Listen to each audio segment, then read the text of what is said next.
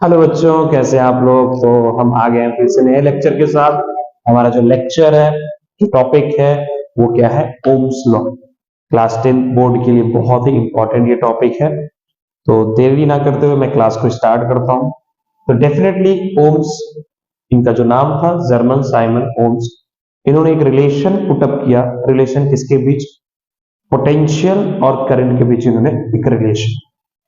इन्होंने क्या कहा कि अगर कोई कंडक्टर हम ले लें और उसके फिजिकल स्टेट में कोई भी वेरिएबल ना किया जाए, मतलब कांस्टेंट रखा जाए, तो जो पोटेंशियल हम अप्लाइड करेंगे कंडक्टर पे, वो डायरेक्टली प्रोपोर्शनल होगा किसके?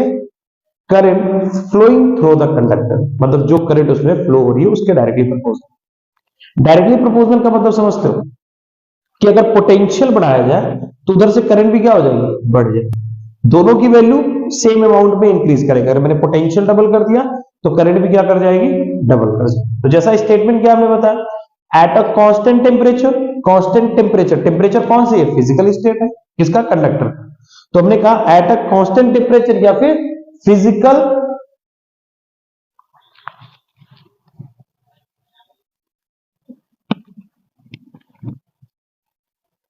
हेलो बच्चों, कैसे हैं आप लोग। आई होप कि आप लोग ठीक होंगे। ये हमारा नेक्स्ट लेक्चर है, नई टॉपिक है। टॉपिक का नाम है क्या? Ohm's law. और ओम्स ये साइंटिस्ट, फिजिक्स। हेलो बच्चों, कैसे हैं आप लोग। आई होप कि आप लोग ठीक होंगे। ये हमारा नेक्स्ट लेक्चर है नई टॉपिक के साथ। टॉपिक का नाम ओम्स लॉ। ये बहुत इंपॉर्टेंट टॉपिक है related to your boards. German Simon Ohm's इनका पूरा नाम था। 1826 में इन्होंने एक रिलेशन दिया। रिलेशन किसके किसके बीच दिया? इन्होंने पोटेंशियल और करंट के बीच इन्होंने एक रिलेशन। इन्होंने कहा कि eight a constant physical state of a conductor या फिर एट अ कांस्टेंट टेम्परेचर, दोनों में से कोई एक पॉइंट हम बोल सकते हैं, क्योंकि टेम्परेचर फिजिकल स्टेट में ही आता है। अगर इसको मैं कांस्टेंट रखूं तो जो पोटेंशियल हम अप्लाइड करते हैं across the end of conductor is directly proportional to the electric current flowing through the conductor. इन्होंने क्या कहा, ध्यान से सुनते। इन्होंने कहा कि जो पोटेंशियल हो applied across the end of conductor at a constant temperature या फिर at a constant physical state is directly proportional to the electric current flowing through the conductor. पिछले क्लासेस में हमने पोटेंशियल और करंट के बारे में पढ़ लिया है। अब उसके आगे की हम ये बात करें तो यहाँ पे पॉइंट में लिख लूंगा एट अ कांस्टेंट टेम्परेचर। अब आप सबको पता है कि जब प्रोपोर्शनैलिटी कांस्टेंट हटाते हैं, अब ये क्या है? Proportionality constant. इसको जब मैं हटाऊंगा तो एक कांस्टेंट वैल्यू मानी जाती है। आपने पहले से ही क्लासेस में पढ़ चुका है। तो यहाँ पे जो प्रोपोर्शनैलिटी कांस्टेंट है, proportionality constant is called resistance. इसे हम क्या कहते हैं? रेजिस्टेंस कहा जाता है। सेटिस्फाइड? ठीक है। ये जो हमने क्वांटिटी ली है, ये जो हमने कांस्टेंट माना था, उसे हमने क्या नाम दिया?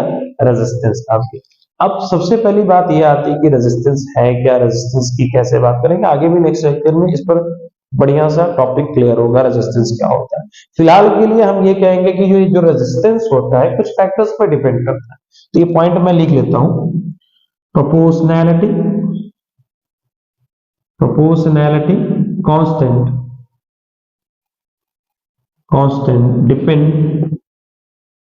Depend few factors.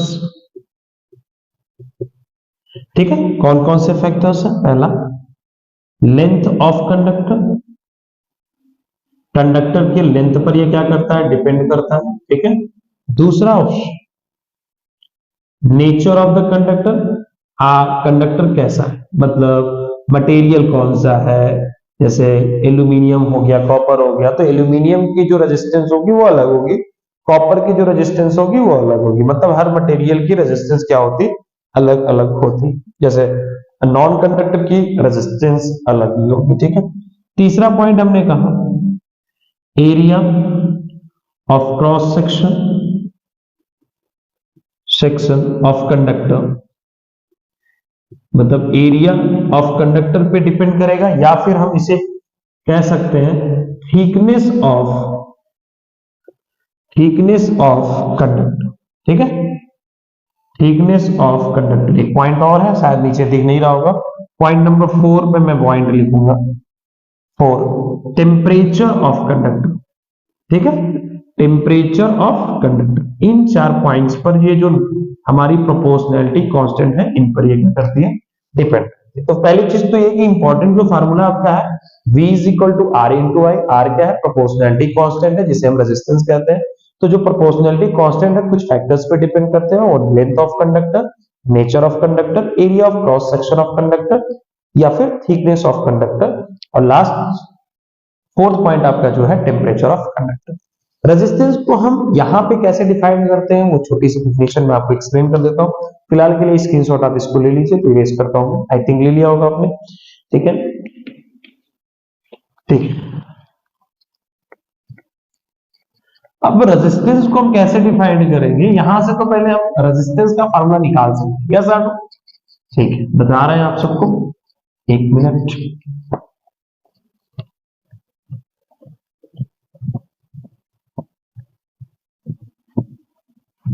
ठीक, अब आप देख सकते हैं पहली चीज ये कि हमने कहा हमें पता है क्या है, V is equal to I into R, we note rate, ये हम जानते हैं। ठीक है, क्या यहां से मैं R की वैल्यू निकाल सकता हूं? बिल्कुल।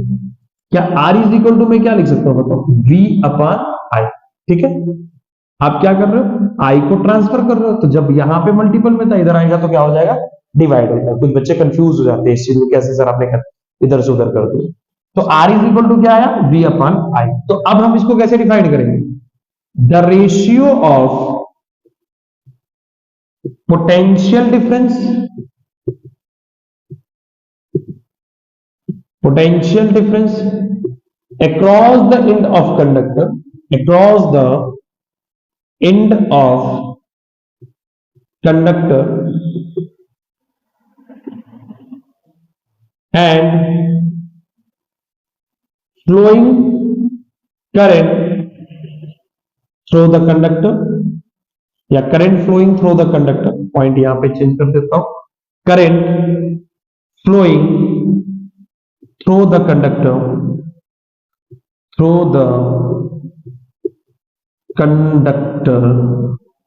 ठीक है, अब यहां पे प्रोवाइडेड किया जाता है, प्रोवाइडेड टेम्परेचर, मैं ये पॉइंट लिख दे रहा हूं बस, temperature and physical state remain constant, physical state remain constant. ठीक है, ये कंडीशन तभी बनेगी जब हमारा फिजिकल स्टेट या फिर टेम्परेचर क्या होगा, कांस्टेंट होगा, which is known as resistance. उसे हम क्या कहते हैं, रेजिस्टेंस। तो डिफिनेशन बहुत आसान है, कुछ नहीं, the ratio of potential difference and electric current. ठीक है, ऐसा नॉर्मली भी आप बोल सकते हो।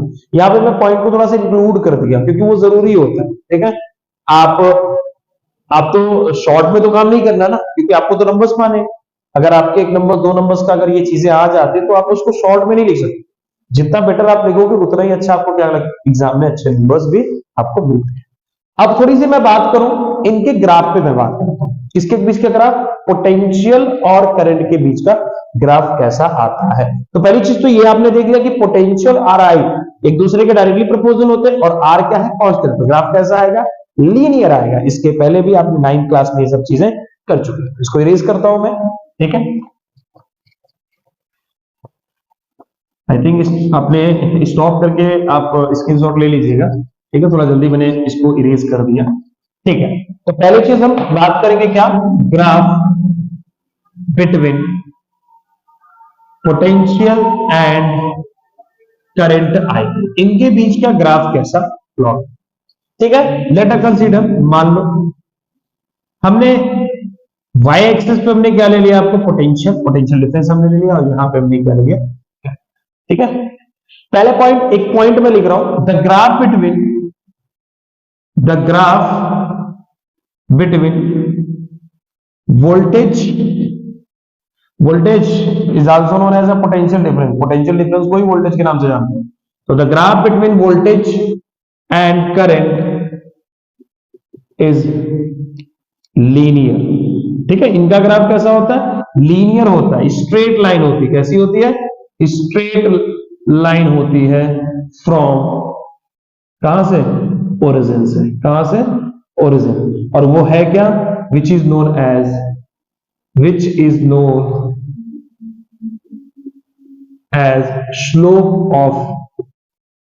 slope of graph and is known as resistance।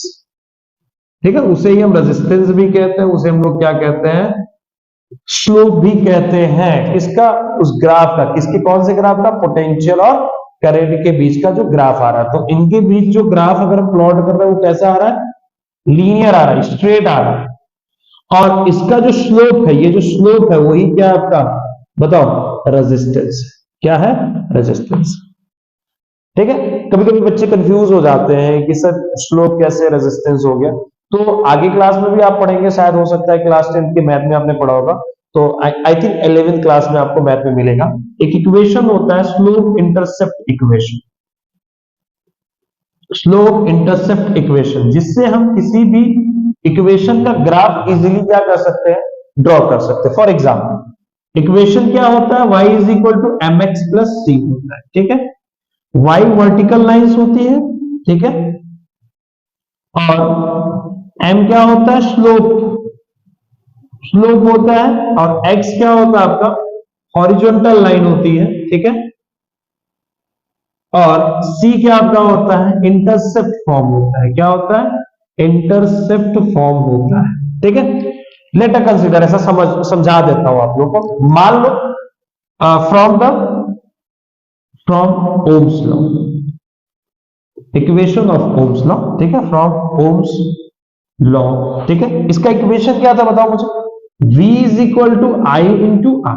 ठीक है, ये इक्वेशन था। अगर मैं इसको कंपेयर करूं किसके साथ? y is equal to m x plus c के साथ, तो बताओ v क्या है तुम्हारा?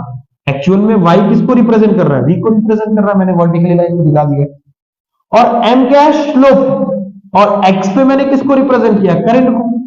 x क्या यहां पे रिप्रेजेंट कर रहा हूं? मैं करंट को रिप्रेजेंट कर रहा हूं। x इज इक्वल टू आई। और m यहां पे किसको रिप्रेजेंट कर रहा था? स्लोप। और m की वैल्यू कंपेयर करने पे क्या मिल रही है मुझे? बताओ जल्दी। m इज इक्वल टू क्या मिल रहा है? r मिल रहा है। और r इज इक्वल टू हम क्या लिख सकते हैं? स्लोप। और स्लोप हमेशा क्या होगा ये भी नोटिस करें, स्लोप। ठीक है, स्लोप हमेशा क्या होगा? मान लो ये ओरिजिन है, ये x एक्सिस है और ये y एक्सिस है, या इस पॉइंट को हम लोग मान लेते हैं m मान लेते हैं। ठीक है, तो जो स्लोप होगा वो क्या होगा? xm अपान ओ एक्स होगा। क्या होगा? xm अपान ओ एक्स होगा। ये पॉइंट एक इंपॉर्टेंट पॉइंट है, इसको नोट करना। एक्चुअल में जो स्लोप है ना, ये भी दिमाग में लगाओ, मतलब रख लो कि जो स्लोप आपका है ना, स्लोप, ये आपका जो स्लोप है वो इक्वल टू होता है, पता है किसके? tan थीटा के। किसके होता है? tan थीटा के। आगे भी आप पढ़ेंगे, ऑलरेडी tan थीटा के बारे में आप जानते हो, ट्रिग्नोमेट्री में आपने पढ़ा। तो tan theta is equal to क्या है? मान लो ये एंगल थीटा है, तो ये सामने वाला क्या? परपेंडिकुलर और क्या? बेस। आपने वो पढ़ा होगा, पाकिस्तान भूखा प्यासा, हिंदुस्तान हरा भरा। ये पॉइंट आपको याद होगा। और ये साइन के लिए होता है, ये कॉस के लिए होता है, ये किसके लिए होता है? tan के लिए। तो tan के लिए क्या होता है? Perpendicular upon base. तो परपेंडिकुलर इसमें क्या है? xm, और बेस इसका क्या है? ox। तो मैंने यहां पे लिख दिया xm अपॉन ox। इस पे रिलेटेड क्वेश्चंस भी आते हैं क्या? अब मेरे को ये बताओ, ऑलरेडी आपने पीछे लिखा था, क्या लिखा था? r is equal to v upon I आपने लिखा था। क्या मैं इसको इसके बराबर दिखा सकता हूं? बिल्कुल, इसको मैं लिख सकता हूं xm upon ox is equal to v upon I. यहां पर हम क्या कर सकते हैं? रेजिस्टेंस फाइंड कर सकते हैं विथ ग्राफ अगर आपको एग्जाम में दे दिया तो ये सारे फार्मूले का यूज करके इजीली हम क्या फाइंड कर सकते हैं? रेजिस्टेंस भी फाइंड कर सकते हैं, वोल्टेज भी फाइंड कर सकते हैं, और करंट भी फाइंड कर सकते हैं। कभी कभी ऐसा होता है कि आपको इनकी साइड्स गिव इन कर देता है और आपसे पूछता है कि वोल्टेज क्या है, करंट क्या है, या फिर आपसे स्लोप पूछेगा, या फिर आपसे रेजिस्टेंस पूछेगा। तो यहां पे आप इजीली फाइंड कर सकते हो। रिलेटिव जो क्वेश्चंस होंगे इसको मैं एक्सप्लेन करूंगा आगे नेक्स्ट लेक्चर में।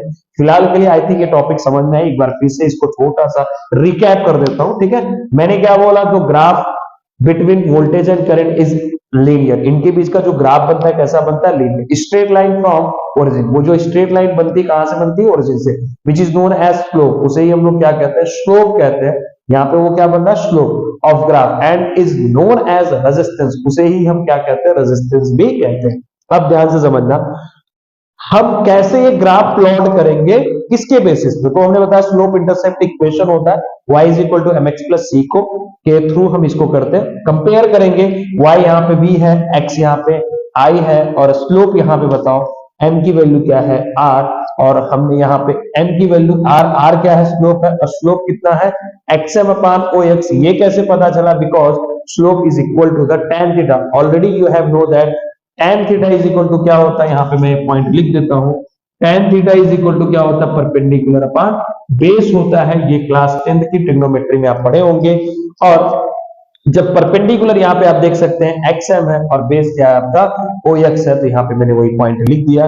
तो already you have know that from Ohm's law r is equal to v upon i, r की वैल्यू यहां से हमने पुट कर दी यहाँ पे, और इन पे न्यूमरेटर्स आपके आ सकते हैं। ठीक है, आई होप ये चीजें समझ में आई होंगी। तो ठीक है, इसके बाद नेक्स्ट लेक्चर हमारा आएगा इलेक्ट्रिक रेजिस्टेंस पर और उनके फैक्टर्स पे, कैसे वो वर्क करते हैं।